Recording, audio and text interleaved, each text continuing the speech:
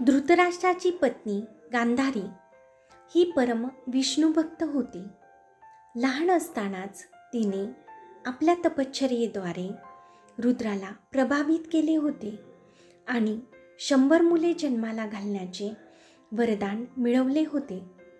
एकदा थकलेले महर्षी व्यास गांधारीच्या महालामध्ये आले तेव्हा ते तिने केलेल्या आदरातिथ्याने खूपच प्रभावित झाले आणि व्यासांनी तिला वरदान दिले की, हे गांधारी, तुला 100 पुत्र प्राप्त होतील.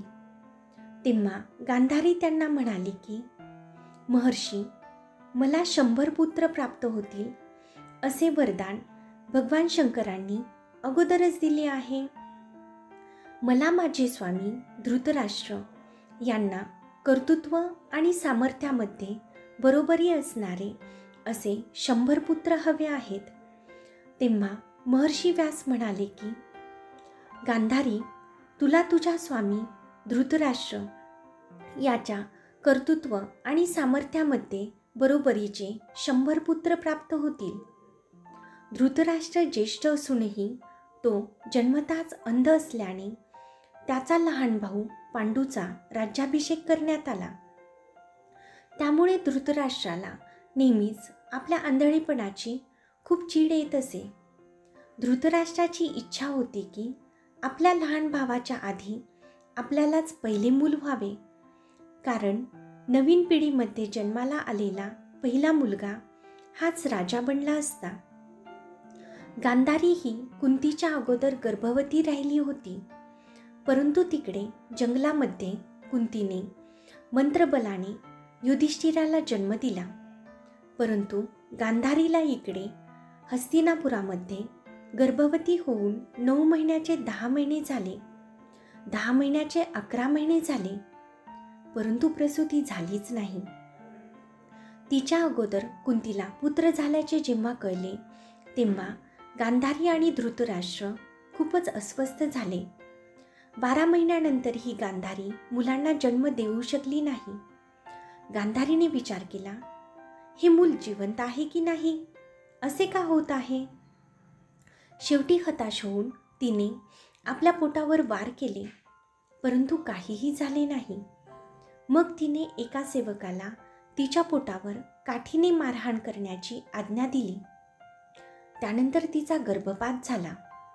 मांसाचा एक लोखंडासमान काळा गोळा बाहेर आला. ते पाहून सर्वजण खूप भयभीत झाले. अशुभ संकेत दिसू लागले, भयानक आवाज ऐकू येऊ लागले. शेवटी रागावून गांधारीने व्यासांना बोलावले. हे काय आहे, तुम्ही मला आशीर्वाद दिला होता, पण मी या मांसाच्या तुकड्याला जन्म दिलाय, त्याला जंगलात टाकून द्या. व्यास म्हणाले, गांधारी, आत्तापर्यंत मी जे काही बोललो ते कधीही चुकीचे ठरले नाही. त्यांनी मंत्राने त्या मांसाच्या गोळ्याचे 100 तुकडे केले आणि गांधारीला आज्ञा दिली, तूप, तिळाचे तेल आणि विविध प्रकारच्या औषधी वनस्पतींनी भरलेले 100 मातीचे भांडे घेऊन ये. त्यांनी ते तुकडे त्या भांड्यामध्ये भरून बंद करून तळघरामध्ये ठेवले. तेव्हा त्यांच्या लक्षात आले की एक छोटासा तुकडा हा उरलेला आहे. मग त्यांनी तो तुकडा अतिरिक्त भांडे मागवून त्यामध्ये ठेवला आणि गांधारीला सांगितले की तुला 100 मुलांबरोबर एक मुलगी देखील होईल. 1 वर्ष संपल्यानंतर पहिले भांडे फुटून त्यामधून सर्पाच्या डोळ्यांचे एक प्रचंड बालक बाहेर निघाले. याचा अर्थ असा की त्याने आपले डोळे मिचकावले नाहीत. त्याचे डोळे स्थिर आणि सरळ होते. पुन्हा एकदा अशुभ आवाज आणि चिन्हे आली. हळूहळू इतर सर्व भांडी उबणे सुरू झाले. सर्व मुले बाहेर आली आणि शेवटी एका भांड्यामधून एक लहान मुलगी आली. पत्रिका आणि भविष्य पाहून ऋषी आणि विदुर धृतराष्ट्राला म्हणाले, तुझा पहिला मुलगा तू मारून टाक. जर तुझा पहिला मुलगा मारला गेला तर तू स्वतःची गुरुकुळाची सेवा करशील आणि तरीही तुझ्याकडे 100 मुले म्हणजेच 99 मुलगे आणि 1 मुलगी आहे. या ज्येष्ठाशिवाय ते निरुपद्रवी असतील. परंतु या मोठ्या मुलासोबत इतर 99 मुले आपल्याला माहीत असणाऱ्या या जगाचा नाश करतील. आपल्या या कुरुकुळाचा ते सगळे मिळून सर्वनाश करतील. परंतु त्यांच्या बोलण्याकडे धृतराष्ट्र आणि गांधारीने पुत्राच्या आंधळ्या प्रेमामुळे दुर्लक्ष केले. धृतराष्ट्राचा हा मोठा मुलगा म्हणजेच दुर्योधन होय. धृतराष्ट्राची ही 100 मुले म्हणजेच दुर्योधन, दुःशासन आणि इतर मुले कौरव म्हणून ओळखले गेले.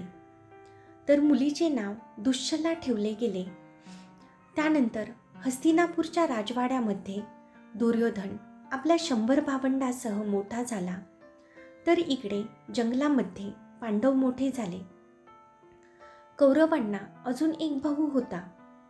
गांधारी जेव्हा गरोदर होती तेव्हा धृतराष्ट्राची काळजी घेण्यासाठी सुखदा नावाची एक दासी नेमण्यात आली होती. या दोघांना एक पुत्र झाला. तो म्हणजेच दासीपुत्र युयुत्सू होय.